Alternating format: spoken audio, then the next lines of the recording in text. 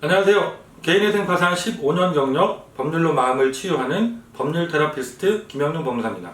오늘 이 시간에는 파산 신청 왜 신중해야 되는지 이런 주제로 말씀을 드려보도록 하겠습니다.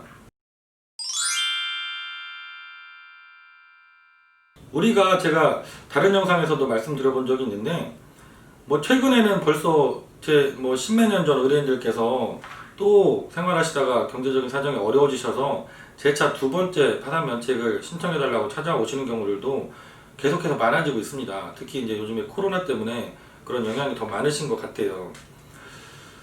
이런 경우에 우리가 이제 파산 신청을 다시 한번 신청하기 위해서 고민을 하게 됩니다. 물론 파산은 이런 경우에는 제한이 없습니다. 내가 이미 파산 결정을 과거에 받았어요. 그런데 새로운 채무가 또 발생이 됐습니다. 그래서 또 이거를 감당할 수 없는 상황이 됐습니다. 그러면 다른 제한은 없습니다. 기간 제한만 있습니다.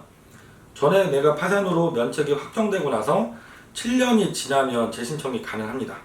만약에 내가 전에 개인회생으로 면책까지 받으셨다면 개인회생 면책이 확정되고 나서, 확정이라는 것은 면책 결정을 받으시고 2주 기간이 지나야지 확정이 되죠. 그래서 면책 결정 확정되고 2주가 지난 날부터 계산해서 개인회생은 5년이 지나시면 다시 파산이 신청이 가능하십니다. 그래서 이제 최근에 두 번째 들어가시는 분들도 꽤 있는데요. 문제가 되는 경우는 이런 경우가 아닙니다. 내가 파산으로 신청했다가 혹시라도 면책을 못 받을 수 있는 이런 사정을 갖고 계신 분들이 있죠. 말씀은 다 안 하시지만 면책 불허가 사유, 흔하게 저지르고 오시는 경우들이 있죠. 편파 변제하신 경우, 내가 최근에 재산이 있던 것을 처분했는데 그 돈으로 주변의 친인척이라든가 친구들 돈을 먼저 갖고 오신 경우, 이러면은 편파 변제라고 해서 그 돈이 다시 다 환수가 되는 경우들이 생깁니다. 그리고 내가 재산을 일부 갖고 계신 경우, 임대차 보증금이 지역별로 법원에서 인정하는 금액보다 높아가지고 1,000만원, 2,000만원 정도 환수가 돼야만 면책을 받을 수 있는 경우, 예를 들면 서울이 3,700만원까지 압류금지 채권으로 면제 대상입니다. 그런데 내가 보증금을 5천짜리를 갖고 있다. 그러면 1,000만원 이상 1,300만원 정도가 환수가 되어야지 면책이 가능하잖아요. 그러면 이사를 가야 되는 상황이 생길 수 있습니다. 내가 그 돈을 현금으로 마련하기 어렵다고 하면 이사라도 가서 보증금을 줄여서 법원에 그 돈을 내야 되는 상황이 생길 수도 있죠. 그리고 보험 환급금이 과다하게 내가 많다. 그러면 그것도 해약을 할 수는 없는데, 그렇다면 그 돈을 법원에서 150만원을 제하고 다 내라고 하는데 낼 수가 없는 분이 있을 수도 있습니다. 이런 경우에는 파산을 신청하는 걸 고민을 하게 됩니다. 왜냐하면 아까 말씀드렸던 한번 하셨던 분이 7년 지나면 다시 신청할 수 있는 것과 다르게, 내가 처음으로 파산을 신청하는데 법원에 환수 대상 금액이 있다던가 면책 불허가를 혹시 받을 사항이 혹시 있다고 하면, 그분이 만약에 진행하다가 정말로 면책을 못 받아서 면책 불허가를 받거나 법원에서 1,000만원, 2,000만원이 환수가 되어야 된다고 그래서 돈을 내라고 했는데 그 돈을 마련하지 못해서 스스로 면책을 취하시거나 이런 상황이 발생하면 그분은 신청하셨던 그 해당 채무에 대해서는 평생 다시는 파산 면책을 신청할 수가 없습니다.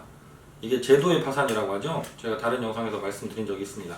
어찌 보면 파산은 기회가 평생 한 번입니다. 개인회생은 동일한 채무에 대해서 여러 번을 재신청할 수가 있어요. 한번 법원에 신청했더니 너무 까다롭게 하셔서 내가 그 변제금이 너무 높아서 못하겠다 그러면 상황이 바뀐 후에 다시 신청하실 수도 있습니다. 하지만 파산은 기회가 한 번입니다. 한 번. 그래서 신중해야 됩니다. 그러다 보니까 발생하는 문제가 뭐냐면, 개인회생이 파산보다 이 신청하시는 비율이 훨씬 더 높거든요. 2배 이상. 그 이유가 제가 보면 이렇게 애매한 경우에 걸리신 분들, 특히 저한테 연락 상담 많이 하시는 분들이 다른 사무실에 상담했더니 나이가 어려서 파산은 안 된다고 하더라.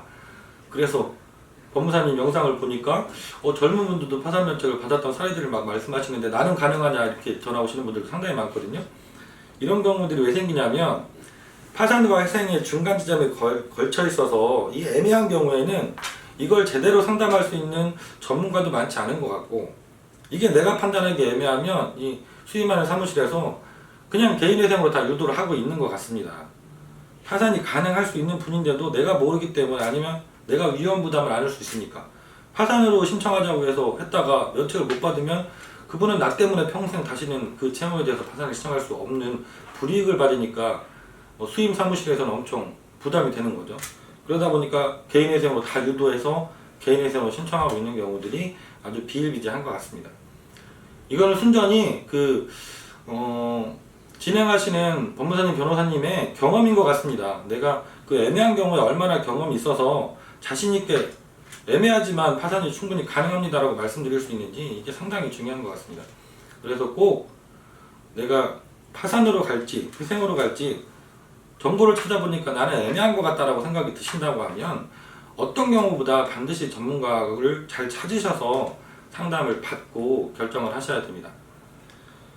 이런 경우에 저도 상담이 오면 많이 힘들거든요.